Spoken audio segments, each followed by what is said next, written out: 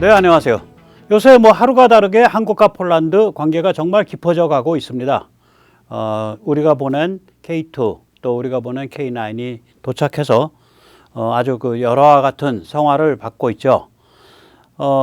여기서 그런데 우리가 좀 꺼름직한 게 뒷골이 당기는 게 독일과 프랑스가 완전히 딴 배를 타서 좀 이상한 행보를 해요. 그래서 이왕 간이 좀 부은 김에 그냥 질르기로 했습니다. 배신자 독일과 프랑스는 꺼져라. 한국 폴란드 동맹이 유럽을 정리한다. 오늘 그 같은 말씀을 여쭈도록 하겠습니다. 네, 폴란드의 K2 흑표 전차와 K9 자주포가 도착했습니다. 우리에게 익숙한 부하슈체크 국방장관은 물론 대통령까지 부두에 나와 반겼습니다. 정말 뿌듯하죠. 화면 한번 보시죠. Both the Polish President Andrzej Duda and Defense Minister Mariusz Błaszczak hailed the South Korean response to Poland's need to urgently increase its deterrence and defense potential. Bohaterstwo żołnierza wyposażonego w nowoczesne, skuteczne uzbrojenie jest w stanie zatrzymać rosyjskie ambicje imperialne i rosyjską brutalność. Both the President and the Defense Minister were at the Polish Navy port of Gdynia to mark the arrival by sea of the first 10 Black Panther K2 tanks along with 24 Thunder K9 howitzers from a $5.8 billion deal with Seoul. Tu mamy wspólny cel. Naszym wspólnym celem jest budowa relacji polsko-koreańskich. Naszym wspólnym celem jest wzmacnianie sił zbrojnych wolnego świata, bo przecież do takich sił zbrojnych możemy zaliczyć zarówno siły zbrojne koreańskie, jak i siły zbrojne polskie. 네, 의미심장한 발언입니다. 이 자유진영의 전 세계 자유진영의 핵심 군사력, 핵심 군사적인 그러한 힘으로 한국과 폴란드가 결국은 아주 핵심적인 역할을 할 것이다. 그것이 한국 폴란드의 운명이다. 이런 얘기예요. 이게 사실상의 동맹선언이죠. 사실상의 동맹선언입니다. 이 한국과 폴란드 사이의 도덕화 관계를 강조하고 있습니다. 뭔가 진하게 가슴을 울리는군요. 예, 아시다시피 폴란드는 독일 제국, 오스트리아 헝가리 제국, 러시아 제국 이 세 개의 괴물에 둘러싸여 짓밟혀온 지 무려 250년 세월입니다. 250년 전에 이 세 개의 괴물에 의해서 나라가 분할돼 갖고 없어졌었습니다. 그전에는 굉장히 큰 나라였어요. 폴란드, 리투아니아 국가연합이라 그래서 카몬웰스라 그래가지고 이게 지금 우크라이나 상당 부분 또 발틱 3국, 벨라루스 이런 걸 다 포함한 무지하게 큰 나라였습니다. 그런데 이 세 개의 괴물이 그냥 회를 쳐서 드셨죠. 그리고 나서 1차 세계대전과 2차 세계대전 사이에 잠깐 자유국가가 들어왔다가 그 다음에 바로 나치의 침공을 받고 또 소련이 들어와서 나치와 소련 사이에 폴란드를 또 회를 쳐먹었고 2차 세계대전이 끝난 다음에는 이제 말하자면 소련의 위성국가로 국가다운 국가가 아니었던 거죠. 이 세 사람들이 근데 국제사회가 냉혹해서 사람들이 이제 이 폴란드가 참 정말 비극적인 역사를 걸었다 이렇게 말을 하는 대신에 이 폴란드를 이 바보 영구 취급을 합니다. 그래서 영어에는 이 바보 영구 대신에 폴란드 인물을 등장시킨 그러한 아주 짓궂은 농담이 굉장히 많습니다. 바보 영구 취급한 거죠. 네. 그러던 폴란드가 결코 이제 단순히 볼 수 없는 나라예요. 이게 세 개의 제국 사이에 끼어가지고 작살이 나서 그러지 절대로 단순한 나라가 아닙니다. 유대인들이 제2의 고향으로 삼아 자신들의 문화와 신앙을 지키고 아슈케나지 유대인의 언어 이디시를 확립시켜서 나중에 히브루 언어를 복원하는 밑거름으로 만들 수 있었던 공간이 폴란드였습니다. 또한 아시다시피 2차 세계대전 직후 폴란드는 우크라이나에게 땅을 빼앗겼죠. 정확하게 말하면 소련에게 땅을 빼앗겼습니다. 소련에게 땅을 빼앗기고 나라 영토가 옮겨졌습니다. 여기 지도에서 보시다시피 이 붉은 빗금을 친 게 2차 세계대전 전에 폴란드였고 푸른 빗금을 친 게 2차 세계대전 후에 폴란드인데 사람들이 여기저기 옮겨 다니라고 굉장히 고생을 했죠. 왜 그러냐면 이 폴란드, 벨라루스 지금 벨라루스 쪽에 으로 옮겨간 폴란드에 또 그 폴란드에 굉장히 큰 도시가 있었고요. 그러니까 우크라이나로 옮겨 붙은 그 지역에 폴란드의 그 굉장히 큰 도시 리우가 있었습니다. 그래서 이제 그쪽 다 토해내고, 예, 그래서 그 폴란드가 이제 말하자면 독일 자리로 상당히 먹고 들어간 거죠. 예, 소련이 그렇게 만들었습니다. 그리고 소련은 폴란드에서 살던 우크라이나인은 전부 우크라이나로 불러들이고 우크라이나에서 살던 폴란드인, 그러니까 과거 폴란드 땅인데 소련 땅. 그 당시에는 우크라가 소련의 일부니까 벨라루스도 그 당시엔 소련의 일부입니다. 예, 예. 거기에 살던 폴란드인들은 다 폴란드로 쫓아버렸어요.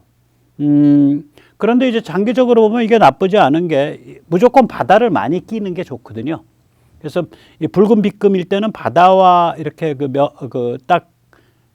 면하는 데가 굉장히 좁은데 이제 그 푸른 빗금으로 바뀌니까 바다와 면하는 데가 많아졌죠. 뭐 복글복입니다.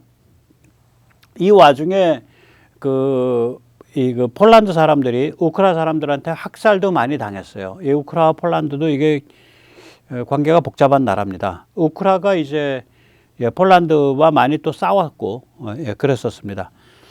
자, 그런데 이제 이런 일을 당하고 나서 이 폴란드 사람들이 만만치 않은 게 제가 한번 말씀드렸는데 그 폴란드의 그 지식인들이 쿨트라라는 잡지를 낸 지식인들이 있는데요. 이 지식인들이 이제 말하자면은 아주 그 당시로선 1970년 당시로선 무지하게 획기적인 얘기를 합니다. 이 지식문화운동을 이끈 사람은 쿨트라 그룹의 예지 게드로츠라는 사람이고요. 이 사진에 보이는 이 젊은 시절의 얼굴입니다. 예지 게드로츠가 쿨트라 그룹의 지도자인데 이 사람들이 한 이야기는 이런 얘기입니다. 과거를 잊고 우크라와 폴란드가 힘을 합쳐야 러시아와 독일을 막아낸다. 그런 얘기입니다. 보다 이제 정확하게 말하면 이겁니다. 이게 지금 공산주의가 한참 세를 떨칠 텐데 소련이 언젠가 공산주의는 망한다. 망명지식인들이거든요. 우리 폴란드인들은 이 공산주의가 망한 이유를 내다봐야 된다. 그리고 공산주의가 망하게 되면 이 우크라이나인들은 러시아인과 다르기 때문에 그때 우크라이나가 독립해야 한다. 독립할 수 있다. 그러므로 우리가 우크라이나한테 원한을 가져서는 안 된다. 또 우크라가 차지한 옛 폴란드 영토를 우리가 포기해야 한다. 우크라이나에게 그 영토를 줘야 된다. 우크라와 폴란드가 힘을 합쳐야 독일과 러시아를 막아낼 수 있다. 우크라에게 넘어간 땅 되찾겠다고 이를 박박 가는 것은 일종의 땅 따먹기 제국주의에 지나지 않는다. 폴란드 제국주의로는 독일 제국주의, 러시아 제국주의를 이길 수도 없을 뿐더러 만약 가정에서 이긴다고 하더라도 의미가 없다. 그건 똑같은 제국주의일 뿐이다. 이런 얘기를 해요. 이런 얘기를 50년 전에. 그러니까 그 정신의 성숙도가 보통이 아닙니다. 이게 이제 그런 흔적이 이제 과거에서도 있죠. 제가 이거 전에 한번 말씀드렸는데 니체는 자기가 폴란드 귀족의 후예라고 자처했어요. 족보를 밝힌 적은 없고요. 그 다음에 이제 쇼팽 같은 사람은 자기 숨졌을 때 그때는 쇼팽이 살았을 땐 폴란드란 나라가 없어진 상태거든요. 폴란드의 흙을 가슴에 덮어달라 그랬죠. 그래서 그 무덤에 흙을 덮고서 묻혔죠. 또 큐리 부인은 숨거두는 순간까지 이제 사라진 조국을 참으로 사랑했던 사람입니다. 자, 이런 폴란드입니다. 그러니까 이런 폴란드가 아까 이제 보셨듯이 이런 폴란드가 아까 보셨듯이 한국에서 그까짓 그까짓 거라고 말하기 힘들지만 아무튼 간에 탱크 열대 자주포 24문 보내니까 대통령까지 부두에 나와서 왜 나왔겠어요? 한국 사람들 보라고 나온 거예요. 전 세계 보라고 나온 거예요. 야, 이게 동맹이야. 이 정도는 돼야 돼, 우리 파트너는. 그걸 선언하려고 나온 거예요. 그리고 이제 아시다시피 우리 이제 K2 전차나 K9 자주포가 이게 이제 성능이 좋으니까 이제 칼리닝그라드죠. 러시아의 그걸 익스클레이브라 그러는데 러시아에 쭉 이어진 영토 바깥에 남의 나라 안에 작은 영토가 있는 거, 남의 나라에 둘러싸여서 발틱해에 둘러싸여 있는 작은 영토 칼리닝그라드, 그게 러시아 발틱 함대의 기지죠. 이 칼리닝그라드 근처에 이게 다 배치된다는 거거든요. 한마디로 씹어버리겠다는 거예요. 칼리닝그라드가 러시아의 핵심 군사 도시입니다.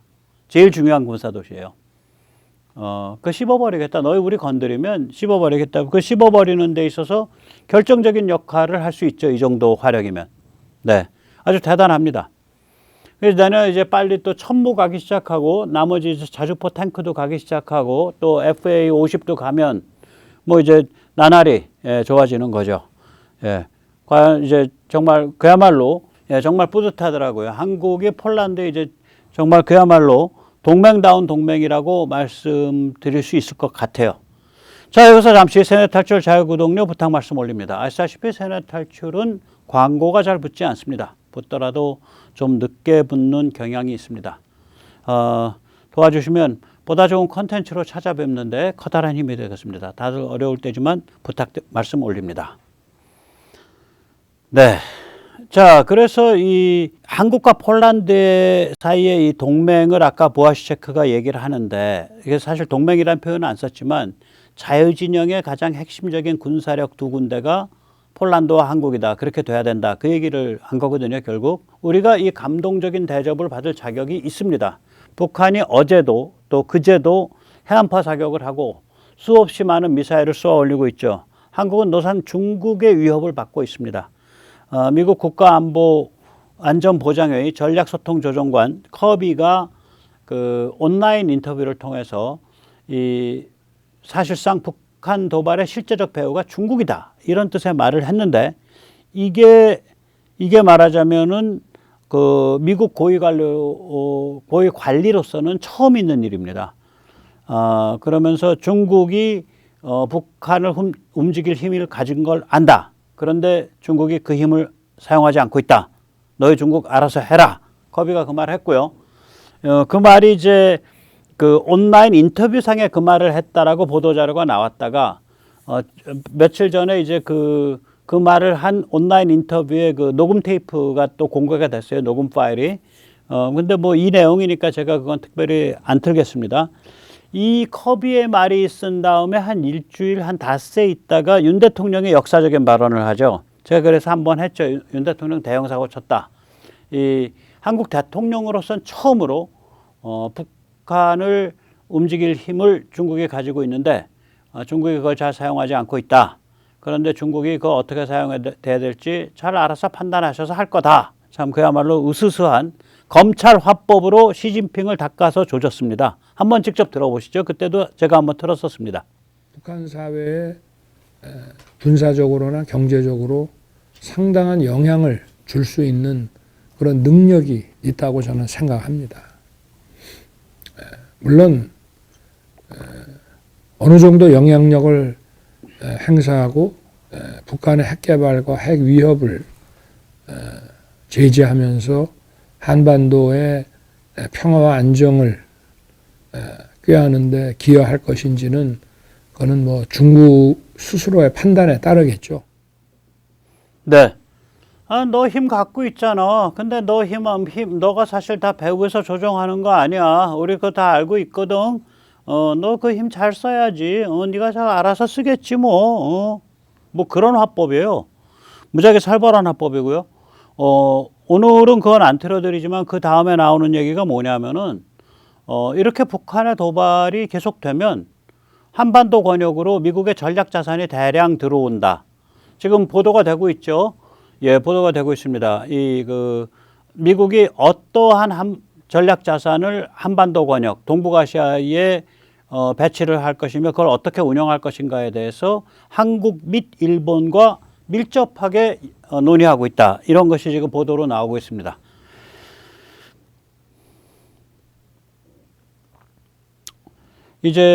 그러니까 이게 이제 더 감동적인 거죠. 예, 한국이 이 같은 심각한 위험 속에 있는 거죠. 뭐 말하자면 중국과 러시아에 하청받아가지고 북한이 금방이라도 대한민국을 침범할 듯이 저렇게 기승을 부리고 있는데 우리 군이 주문했던 물량을 빼서 우선적으로 폴란드에 보낸 거죠. 그래서 지금 폴란드와 전 세계 사람들이 놀라고 있습니다. 제가 이제 영국 더선, 이게 일부러 영국 매체를 골랐어요.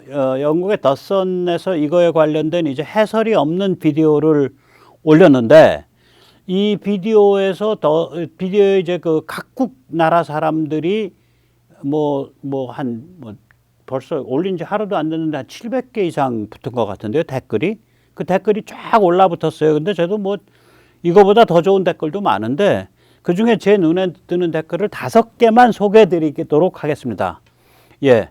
먼저 첫 번째 댓글입니다. 독일은 주문량의 극히 일부를 만드는데 최소 10년 이상 걸린다며 주문을 거절했었지. 폴란드 잘했네. 한국은 몇 달 만에 무기를 납품하기 시작해서 앞으로 2, 3년 안에 끝낸다는데. 네, 그게 첫 번째 댓글, 제가 소개드릴 만한 댓글이고요. 그 다음에 이제 두 번째 댓글도 있습니다. 두 번째 댓글은 이렇게 나갑니다. 한국 전차의 최대 장점은 주문하면 바로 배달된다는 점이다. 반면 독일 전차의 최대 단점은 주문해도 배달되지 않는다는 점이다. 완전히 조롱의 대상이에요, 지금 독일이. 예, 조롱의 대상입니다. 세 번째 댓글, 네 번째 댓글, 다섯 번째 댓글 하나 화면에서 소개해 드리겠습니다. 세 번째 댓글입니다. 한국, 역사의 흐름에 함께 서주어서 감사해요. 예, 그게 세 번째 댓글이고요. 네 번째 댓글, 뭐라고? 잠깐, 주문한 지 얼마나 됐다고 벌써 납품이야? 우리 독일에서는 아직까지 무슨 무기를 사야 된다, 말아야 된다는 등 토론만 하고 있는데 그래도 유럽의 정신멀쩡한 국가와 국민들이 아직 남아있긴 하네. 다섯 번째 댓글입니다. 한국 배짱 좋네. 땅돼지 김정은에게 우리가 쓸 무기 몇 점 빼내줘도 너희 박살내는 데는 아무 문제 없어. 이 같은 메시지를 한국이 북한에 보내는 중이구나. 이런 식이에요. 댓글들이 전부. 거의 99% 이런 식입니다. 그래서 이거를 읽다 보면 정말 국뽕이 절로 됩니다. 네, 국뽕이 절로 됩니다. 예. 지금 이제 한국 무기 기술의 개발이 무섭습니다. 제가 윤석열 정부 들어서 크라켄이 풀려났다. 즉 다시 말하자면 국방부 브레인들, 우리 군부 브레인들과 군수산업 브레인들이 완전히 이제 문재인 정부 때 눈치 보던 숨죽이고 지내야만 했던 속박과 억압 속에서 풀려나가지고 무섭게 내달리기 시작했다라는 말씀을 드린 적이 있죠. 예, 엊그저께 이제 LSAM 탄도탄 및 비행기 요격 미사일 실험이 있었습니다. 요격 실험이에요. 그 전에는 이제 비행 실험이었고요. 그건 미리 정해진 궤적대로 얘가 날아가나 그걸 보는 게 비행 실험이고요. 요격 시험은 이제 가짜 표적을 탄도탄에 해당하는 비슷한 표적 또 전투기에 해당하는 비슷한 표적을 띄우고 레이더가 걔를 식별해서 미사일을 쏴서 미사일의 걔를 맞추고 그거예요. 그러니까 요격 실험이 끝났다는 얘기는 무기의 체계 개발이 상당히 많이 진행됐다고 하죠. 그게 이제 LSAM입니다. 엊그저께 설명한 게. 이게 이제 LSAM 같은 경우에 미사일을 두 종류를 쏘는데요. 하나는 이제 탄도탄을 요격하는 걸 Anti Ballistic Missile, 그래서 ABM이라고 하고요. 그 다음에 이제 미사일을 요격하는 거를 Anti Aircraft Missile이라 그래서 AAM이라고 합니다. 아니요, 전투기를 요격하는 걸 AAM이라 그래요. 아무튼 이제 먼저 ABM만 말씀을 드리면 이 LSAM ABM의 경우 40km 상공에서 100km 상공 그 사이에 목표물 탄도탄이 그렇게 내려와 가지고 100km 상공에서 40km 상공 그 사이를 지날 때 요격하는 게 목표인데 그중에 핵심 타겟을 노리는 그 범위는 50에서 60km 고도입니다. 이게 이제 하늘에서 이게 떨어지는 거를 칼같이 가서 딱 맞춰서 깨야 되니까 이게 두 가지의 엄청난 첨단 기술이 필요합니다. 하나는 레이더 기술이 정확해야 돼요. 그래야 이제 목표물을 인지를 하고 목표물의 그러니까 궤적을 앞으로 이게 어느 방향으로 어떻게 날아온다는 궤적을 계산할 수 있겠죠. 예. 그래서 하나는 레이더와 그걸 뒷받침하는 지능이 굉장히 좋아야 되고요. 컴퓨터 소프트웨어나 이런 게. 두 번째는 그것이 이제 나왔을 때 미사일이 틀림없이 거기로 기어 올라가서 걔를 딱 맞춰서 깨야죠. 예, 그게 굉장히 또 중요합니다. 즉 다시 말하자면 레이더 성능과 미사일 성능 이게 둘 다 이제 굉장히 고급진 게 필요한데 이런 정도급의 LSAM급의 레이더 성능과 미사일 성능이라는 건 이건 세계 최고 수준입니다. 제가 뭐 잘 몰라도 이게 거의 이제 여기서 이제 LSAM-2가 되면 사드급이 되는데 이런 급의 지금 요격 체계를 이렇게 체계적으로 풀세트로 개발하고 있는 나라는 미국 외에는 한국뿐이죠. 이게 이제 굉장히 중요합니다. 일본만 해도 미국의 MD 안에 들어가잖아요. 그러니까 자기들이 MD 체계, 미사일 방어 체계를 직접 다 안 만들죠. 일본이 만든 거는 SM-3 미사일을 만들 때 미쓰비시가 레이시온이랑 합작을 해서 만들었을 겁니다. SM-3를. 로키드랑 합작했나? 레이시온이랑 합작했나? 아무튼 합작해서 만들었어요. 그래서 거기에 일본 기술이 들어가 있죠. 근데 한국은 그것도 아니고 자기가 이제 그 천궁2 지금 천궁2가 한 20km, 25km까지 될 텐데 천궁3가 되면 그게 40km쯤 돼서 이제 천궁3가 되면 완전히 팩3를 대체할 수 있어요. 그 다음에 이제 천궁3V가 지금 개발한 LSAM이가 사드인데 그 사드급의 LSAM-2. 그 다음에 LSAM-3가 되면 앞으로 한 10여 년쯤 더 지나면은 LSAM-3가 돼서 그건 뭐 1000km, 뭐 500km 상공까지 이제 요격을 하는 그런 게 되는 거죠. 그걸 다 자기들이 레이더랑 미사일을 다 개발하겠다고 나선 데는 미국 빼면 한국밖에 없다고 해도 지나친 말이 아닙니다. 이게 굉장히 우리의 그 자주국방 정신을 보여주는 어떤 사건인데요. 사실 뭐 이 정도까지 해야 될 필요 있냐 이렇게 생각할 수도 있고 저도 뭐 그런 생각이 뭐 가슴 한구석에 없지 않아 있지만 이게 이제 중요한 게 뭐냐면 미국에 의존하지 않고 우리가 이 정도를 개발한다라는 얘기는 뭐냐면 이 미사일 개발과 이 레이더 개발 능력이 전투기에 사용되고 또 다른 데서 사용되고 그러거든요. 이걸 낮춰가지고 아예 장사정포를 요격하는 걸 지금 또 개발하고 있잖아요. LAMD. 그건 저거보다 훨씬 센 거예요. 그 이스라엘의 아이언돔보다. 이거는 이제 뭐를 의미하냐면 아예 그냥 한국을 우리 돈 들여가지고 철통같이 방어를 하겠다는 거예요. 따라서 지금 이 상태가 한 10년쯤 지나면 중국의 탄도미사일이 뭐 글쎄요, 95%는 무의미해져요. 한국을 향해서 100발을 쏘면 뭐 한 너댓 발이나 떨어질까? 이렇게 3겹, 4겹 짜면. 무시무시한 거예요. 그런데 한국에서 쏘면 다 들어가거든. 그때쯤 되면 한국이 중국을 향해서 쏠 수 있는 게 6,000발, 7,000발 될 텐데. 미사일과 순항미사일, 아음속 순항미사일, 그 다음에 초음속 순항미사일, 그 다음에 탄도미사일 3개 합치면 거의 10,000발 될 텐데. 중국은 아작나는 거예요, 그냥. 그러니까 그렇게 가겠다는 거야. 저는 그래서 우리 그 크라켄인데, 괴물인데, 즉 다시 말하자면 우리 그 군부의 엘리트들과 군부 브레인 엘리트들과 우리 군수산업의 그 엔지니어들 또 브레인들 저는 참 응원합니다. 그런 결기를 보여줘야 북한을 자유화시킬 수 있어요. 그때 미국 말 안 듣고 우리 개깃게 너 어떡할래? 너 북한에 함부로 들어올래? 너 뒤질래? 이러한 메시지를 보낼 수 있는 거예요. 훌륭한 거죠? 예, 찬성입니다. 지금 이제 한국 무기 기술 개발이 이렇게 무섭죠. 예, 이제 완전히 물이 올랐습니다.